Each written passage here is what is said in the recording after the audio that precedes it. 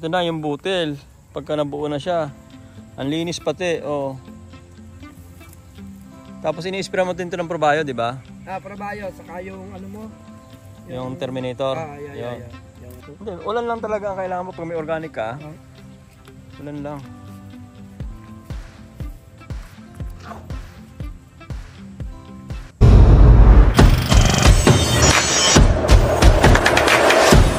Hello mga kagrit, magandang araw po sa inyo lahat. Nakakatuwa lang i-share itong kalamansi anong aking kumpare din sa may tabi ng bahay ko. Paring Itok, Aklan. Ito po ay katabi mismo itong aking kubo din. Tingnan mo, hindi ito nalagyan ng kahit isang patak ng synthetic fertilizer.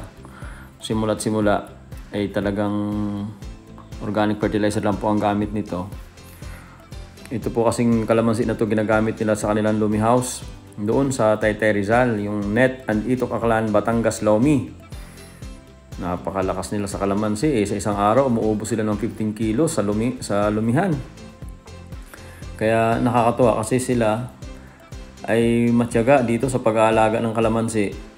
Grabe sila mag-aalaga, lalo na pag tag-init. Maya umuwi sila rito sa Batangas para magdilig lang ng kalamansi. Kasi malaking bagay nga naman. Just imagine yung 15 kilos na kalamansi araw-araw masisave mo. Tapos ang ganda ng bulaklak ng kalamansi dahil dito sa Everlast Organic Fertilizer na nilalagay nga natin dito. Actually siya gumawa, hindi ba naalala niyo meron tayong video rito na gumawa siya rito ng sarili niyang organic fertilizer, yung ibinidyo rin natin.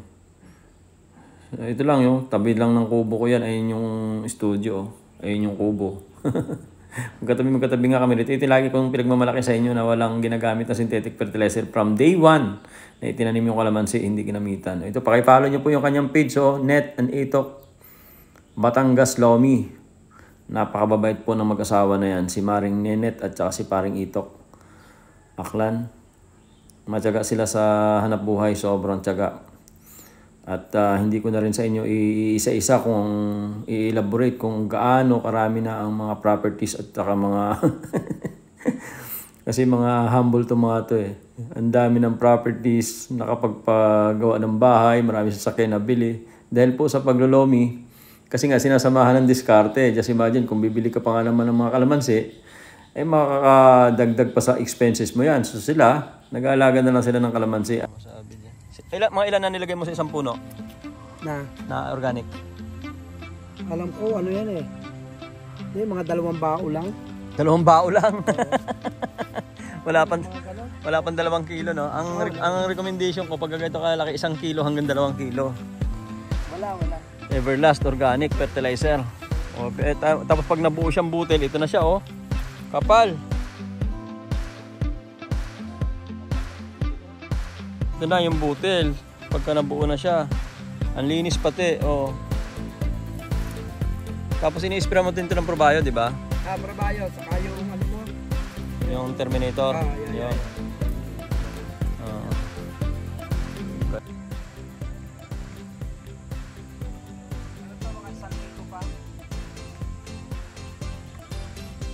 Linggo pa yan. Sigurado na hindi nabibili. Ewan ko naman kung bumili pa. Oo, ang dami nito. 1 linggo na lang to. 1 linggo na lang. 2 linggo to. Naku, ang lalaki na nito. Grabe. Tamad na lang talaga ang walang ganito. Pero pag masipag ka nga naman,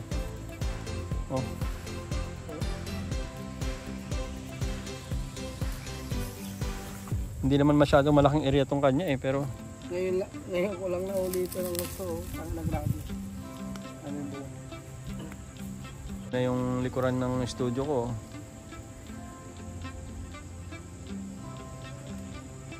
Ang isang naging sekreto rito maliban sa fertilizer. Silang mag-asawa silang mag-asawa. Hindi pala ikaw pa masipag. Ang masipag pala si Mare. si Maring Nenet. Napakasipag magdilig. Yung kumparing ito ko naman ay napakasipag magmaneho. Isipin mo yan yung halos every other day ba parot pa rito ng Taytay Rizal papunta ng Batangas para lang magdilig ng kanyang kalamansi. At pagbalik naman may dala-dala pang itlog yan. Ay talagang napakatyaga sa hanap buhay. Ganun talaga ang dapat, no? Kung ating mapapamarisan itong mga tao na ere, talagang hindi ka magugutom. Kaya ako'y sa'yo, paring Itok Aklan. Sa'yo ako, pare. Ako'y hanga eh. Nagsimula sa wala. Ngayon, ang mga ari-ari at ang kayamanan ay nakakalula. Sabi ni pare Itok, talaga nga naman si pare eh. Napaka-humble po kasi na mag-asawa na yan. Ayan po yung ating konting kwento tungkol po dito sa kalamansi na hindi ginagamitan ng synthetic fertilizer. And yet, tingnan nyo, dahil bunga oh.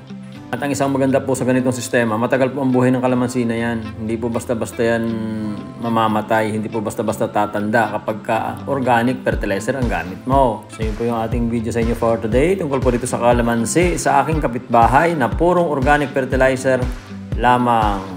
Magandang araw po sa inyong lahat. Lagi tatandaan sa ating munting channel, Lula TV Farmers ang Bida. Huwag niyo pong kalimutan ha, pakipollow niyo po yung page ng aking kumparit, kaibigan at kumare, yung Net and Itok Batangas Lomi.